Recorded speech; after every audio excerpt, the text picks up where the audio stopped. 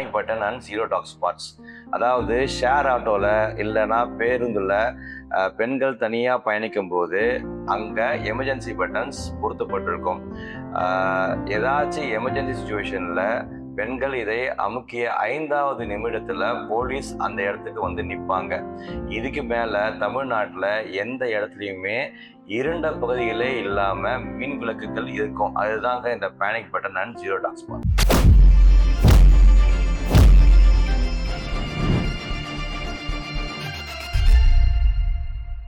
அனைவருக்கும் வணக்கம். நான் உங்கள் தனசேகர். நம்மளுடைய அரசியல் அப்டேட்ஸில் இன்னைக்கு ஹாட் டாபிக் என்னன்னு பார்த்தீங்கன்னா, தமிழக வெற்றி கழகம் திரு விஜய் அவர்கள் அவங்களுடைய மேனிஃபெஸ்டோ, அதாவது தேர்தல் அறிக்கை 2026 வெளியிட்டிருக்காரு. இதோடைய சில அப்டேட்ஸை இப்போ நம்ம பார்க்கலாம். ஃபர்ஸ்ட் ஒன்று வந்து பார்த்தீங்கன்னா நேரடி பார்வை, அதாவது பெண்கள், குழந்தைகள் மற்றும் முதியோர்களுக்கு என தனி இலாக்கா உருவாக்கப்படும் சொல்லியிருக்காங்க.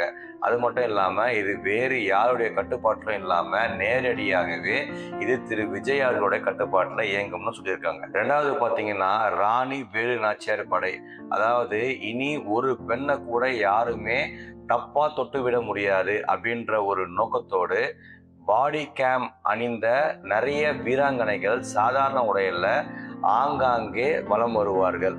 இவங்களுடைய வேலையே பெண்களுக்கு எதிராக ஏதாச்சும் தப்பான விஷயங்கள் நடக்குதான்னு செக் பண்றது தாங்க. அது மட்டும் இல்லாம இவங்க 500க்கும் மேற்பட்ட மக்கள் ஒரு தொகுதியிலேயே இருப்பாங்க. அவங்க எந்த விதமான அசம்பாவிதமும் நடக்காம பார்த்துப்பாங்க. அதுக்கு அடுத்தபடியா பார்த்தீங்கன்னா அஞ்சலை அம்மாள் அதிவிரைவு நீதிமன்றங்கள். இனி பெண்களுக்கு எதிரான எந்த குற்றங்களும் நடக்காது. நடந்துச்சுன்னா அதுக்கு உண்டான வழக்கம் இழுத்தடிக்கப்படாது. மின்னல் வேகத்துல நீதி வழங்க தனி நீதிமன்றங்கள் அமைக்கப்படும். அதுக்கு அடுத்தது பார்த்தீங்கன்னா panic button and zero dark spots, அதாவது ஷேர் ஆட்டோவில் இல்லைன்னா பேருந்தில் பெண்கள் தனியாக பயணிக்கும் போது அங்கே எமர்ஜென்சி பட்டன்ஸ் பொருத்தப்பட்டிருக்கும்.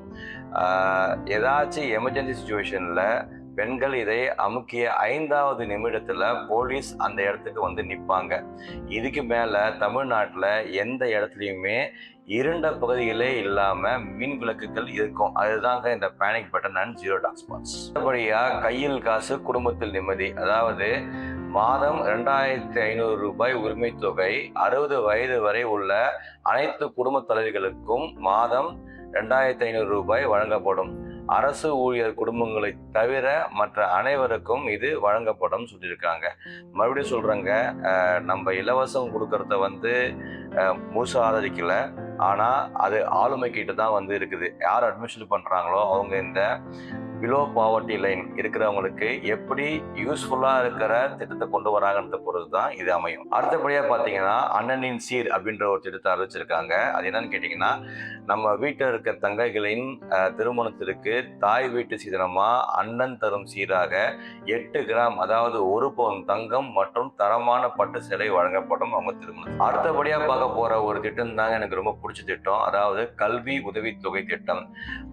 1ஆம் வகுப்புலேருந்து 12ஆம் வகுப்பு வரை படிக்கிற ஒவ்வொரு குழந்தைகளுக்கும் எந்த விதமான இடையூறும் இல்லாமல் அவங்க 12வது வரைக்கும் படித்து முடிக்கிறதுக்கு ஒவ்வொரு தாய்மாருக்கும் ஆண்டுதோறும் 15,000 ரூபாய் கல்வித்தொகையாக வழங்கப்படும். எல்லா அரசும் போல இந்த அரசுமே என்ன சொல்றாங்கன்னு கேட்டிங்கன்னா 6 இலவச சிலிண்டர்கள், அதாவது ஒரு ஆண்டுக்கு ஒரு ஃபேமிலிக்கு 6 கேஸ் சிலிண்டர்கள் முற்றிலும் இலவசமாக கொடுக்குறாங்க. அதுவும் அது என்ன சொல்கிறாங்கன்னா, எங்களை சீராட்டி வளர்த்த தாய்மார்களின் வயிற்றை பாலை வார்க்கும் ஒரு திட்டம் இதுன்னு அவங்க இதை முன்மொழிகிறாங்க. அடுத்து பார்க்க போகிற திட்டம் வந்து கட்டணமில்லா பயணம்ங்க. அதாவது தமிழகத்தில் ஒரு மூலையிலேருந்து இன்னொரு மூலைக்கு எந்த பேருந்தில் பெண்கள் பயணிக்கணும்னு நினச்சா கூட இனி கட்டணமின்றி கம்பீரமாக பயணிக்கலாம்னு சொல்கிறாங்க. இதில் எந்த விதமான பாகுபாடும் இல்லாமல் இது எக்ஸ்பிரஸில் ஏறக்கூடாது, இல்லைனா வந்து லோக்கலில் தான் ஏறணும், அந்த மாதிரி எந்த விதமான தடையும் இல்லாமல் அவங்க பயணிக்கலாம். அடுத்து நம்ம பார்க்க போகிற திட்டம் விலையில்லா சானிட்டரி பேட்ஸ். பெண்களின் ஆரோக்கியம் மிக முக்கியம். அதுக்காக ரேஷன் கடைங்க, பள்ளி, கல்லூரி வழியாக அனைத்து பெண்களுக்கும் இந்த சானிட்டரி பேட்ஸ் ஃப்ரீயாக கிடைக்கிறதுக்கு உண்டான வழிவகுக்கிறாங்க. இதுக்கு முன்னாடி நம்ம பார்த்த அண்ணன் சீர் மாதிரியே இது தாய்மாமன் சீருன்னு சொல்லிட்டு தாய்மாமன் தங்கம் மோதிர திட்டம்னு அறிவிச்சிருக்காங்க.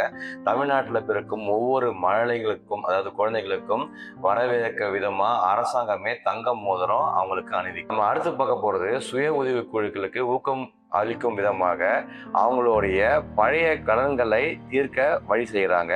அது மட்டும் இல்லைங்க, 5 லட்சம் ரூபாய் வட்டி இல்லா கடனும் கொடுக்க ஏற்பாடு செஞ்சிருக்காங்க. இதெல்லாம் ஒரு பக்கம் இருக்க, இண்டஸ்ட்ரியலைசேஷனை பெருக்கும் விதமாக எம்எஸ்எம்இ-ஆக மாறினால் 100% மானியம். அதாவது நீங்க செய்யற சிறு தொழில் நிறுவனமாக மாறினால் ஆண்டுதோறும் 5 லட்சம் ரூபாய் 100% மானியமாக வழங்கப்படும்னு கூறியிருக்காங்க. இது மட்டும் இல்லைங்க, கைத்தறி மற்றும் விசைத்தறி வைத்திருக்கும் விவசாய குடும்பங்களுக்கு ஆண்டுக்கு ரூபாய் 30,000 நேரடியாக வங்கி கணக்கிலே வழங்கப்படும் சொல்லியிருக்காங்க. அதே மாதிரி மீன்பிடி தடை காலத்துல மீனவர்களுக்கு கிடைக்கிற உதவித்தொகையான 8,000 20,000 ரூபாயாக உயர்த்தப்படும் சொல்லியிருக்காங்க.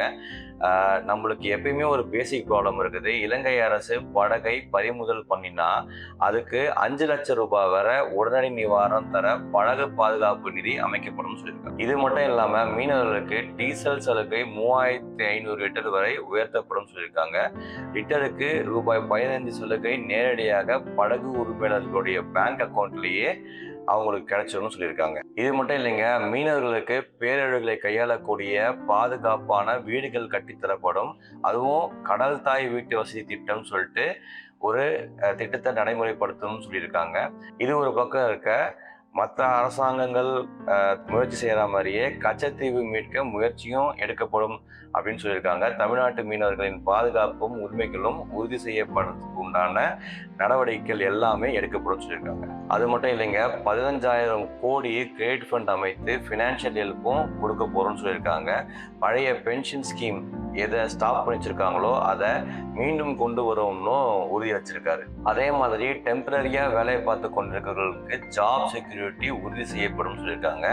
இது மட்டும் இல்லாம சிறு குறு விவசாயிகளுக்கு லோன் வேவரையும் வழங்கப்படும்னு சொல்லியிருக்காரு. இது ஒரு பக்கம் இருக்க, ஊழலற்ற நலத்திட்டங்களையுமே அவரு அறிமுகப்படுத்தியிருக்காரு. அதாவது லஞ்சம் இல்லாத நிர்வாகத்தை உறுதி செய்தல், ஒவ்வொரு குடிமகனுக்கும் அரசின் நலத்திட்டங்கள் தங்கு தடையின்றி நேரடியாக சென்றடைய வழிவகை செய்யப்படும் சொல்லியிருக்காங்க. இது மட்டும் இல்லாம ரேஷன் கார்டு, ஓட்டுநர் உரிமம் போன்ற அனைத்து அரசு சேவைகளையும் ஒரே மொபைல் செயலி, அதாவது ஆப் மூலியமா மக்கள் இருந்த இடத்துல இருந்தே அதை பெற்றுக்கொள்வதற்கு உண்டான வசதியும் அறிமுகப்படுத்தப்படும் சொல்லியிருக்காங்க. அடுத்ததா பாத்தீங்கன்னா மை வெற்றி தமிழ்நாடு, அதாவது அரசின் திட்டங்கள் மற்றும் நிர்வாகம் குறித்து பொதுமக்கள் தங்களுடைய ஆலோசனைகளையும் கருத்துக்களையும் நேரடியாக அரசாங்கத்துக்கு தெரிவிக்கிறதுக்கு இந்த மை வெற்றி தமிழ்நாடு ஆப் இல்லைன்னா வெப்சைட்ல அவங்க போய் அவங்களுடைய எண்ணங்களை பதிவு செய்யலாம். அடுத்து நம்ம பார்க்க போறது பெடிஷன் சிஸ்டம், அதாவது மக்களாட்சி அதிகாரம்ங்க.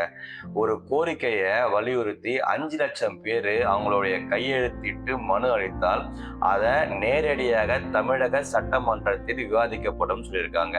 இதன் மூலமா மக்களின் குரல் சட்டமன்றத்திலேயே எதிரொலிக்கும். அடுத்தபடியா பாத்தீங்கன்னா ஏஐ, அதாவது ஆர்டிபிஷியல் இன்டெலிஜென்ஸோடைய தலைநகரமாகவே தமிழ்நாட மாற்ற போறோம்னு சொல்லியிருக்காங்க.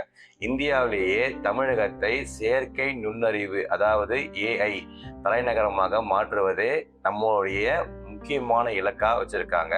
அது மட்டும் இல்லாம அதற்காக தமிழ்நாட்டில் பிரத்யேகமாக ஏஐ பல்கலைக்கழகம் ஒன்றும் அமைக்கப்படும்னு அவர் வாக்குறுதி அளிச்சிருக்கார். லாஸ்ட் பட் நாட் த லீஸ்ட்ங்க, செயற்கை நுண்ணறிவுத்துறை, அதாவது தொழில்நுட்ப வளர்ச்சியை கருத்துல கொண்டு இந்தியாவிலேயே முதல் முறையாக செயற்கை நுண்ணறிவுக்கென, அதாவது ஆர்டிபிஷியல் இன்டெலிஜென்ஸுக்காக தனி அமைச்சகம் உருவாக்கப்படும். இதுவரைக்கும் நம்ம பார்த்தது டிவிக்கு தமிழக வெற்றி கழகத்தோடைய திரு விஜய் அவர்கள் TN 2026 மேனிஃபெஸ்டோ, அதாவது தேர்தல் அறிக்கையா வெளியிட்டிருக்காரு. நன்றி, வணக்கம்.